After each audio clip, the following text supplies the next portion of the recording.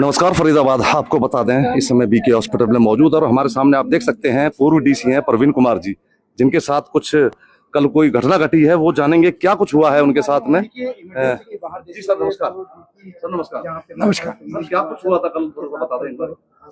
बस कल की SRS के जो पिछले 8 साल के साथ मेरे पास जगह थी, वो लालच से बार बार उसको अपने आप ही लेवल पे डिवाइड कर देते हैं ना। पहले मेरी ऊपर की पेमेंट 32 लाख की पेमेंट 2011 की, ना तो मेरे को पहले ऊपर की जगह दी, उस पर कब्जा कर लिया।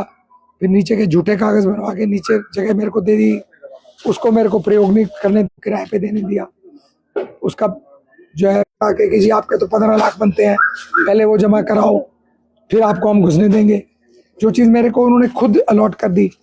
फिर अब जो है कल कहते जी ये तो किसी और की है और आप इस पे झूठा कब्जा करके बैठे हो, A नंबर किसी और का है।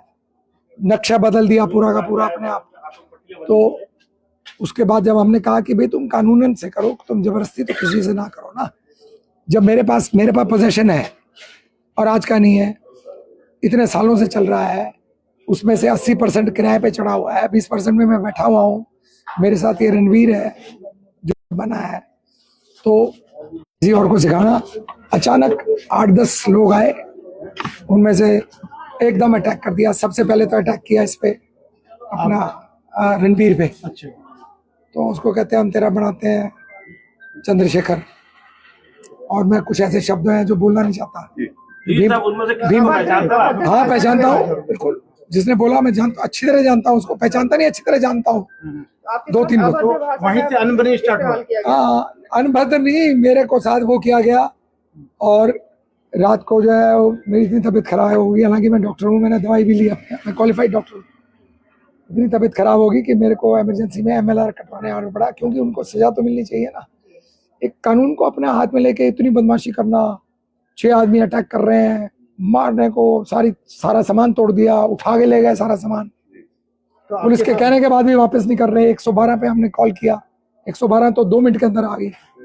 112 इतनी एफिशिएंट सर्विस है हमारे समाज की। सर कितने लोग थे जो आपसे? कम से कम 8-10 लोग थे और कम से कम 100 विटनेस थे इस सारे इवेंट के।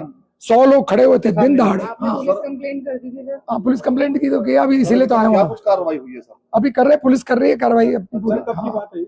ये कल की बात है।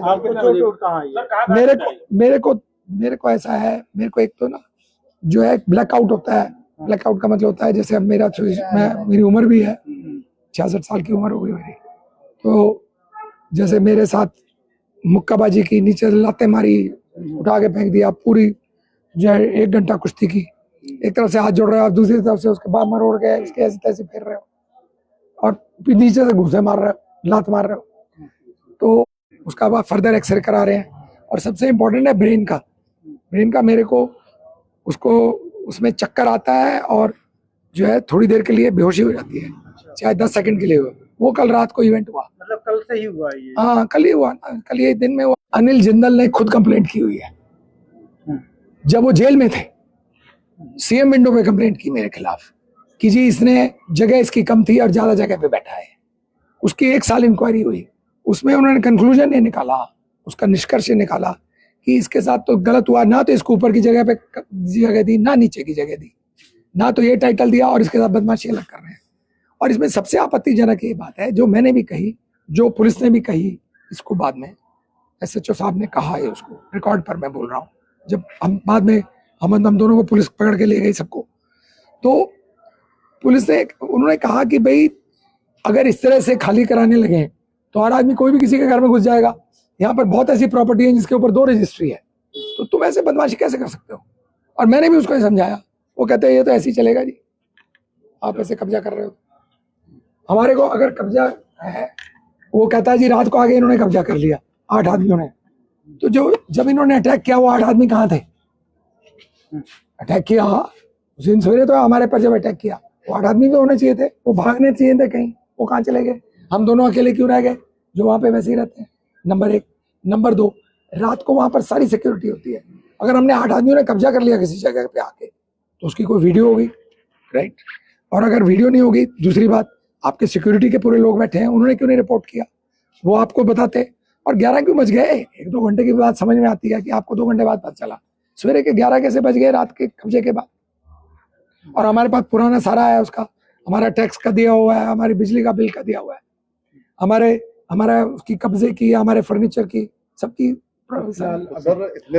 आखिरी बात, अगर हमने कब्जा किया तो आप सामान वो क्यों उठा के लेके जा रहे हो?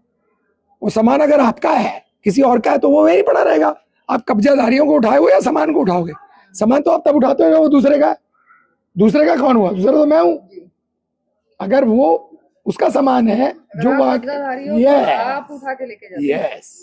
सर ऐसे लोगों ये पॉइंट समझ गया। सर ऐसे लोगों के लिए क्या कहेंगे? इतने रेस्पेक्टेड ऑफिसर के ऊपर हाथ उठाना, ये कहाँ तक? उसको पता था और मैंने इसकी अमरकेश की बड़ी मदद भी की है।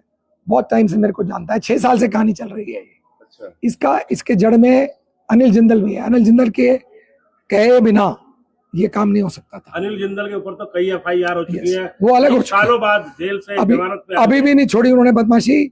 उनके शाय के बिना अमरकेश, जो केवल एक क्लर्क लेवल का काम करता रहा है SRS में, इतना बड़ा कांड नहीं कर सकता। अब आगे क्या मांग करते हैं सर? मैं पुलिस आ रही है, कार्रवाई करेगी। पुलिस का बहुत ही अच्छा एक्शन था और बहुत ही बढ़िया। प्रशासन की तरफ से कोई कमी नहीं है। बदमाश है तो बदमाश का इलाज भी करने के लिए तैयार है पुलिस।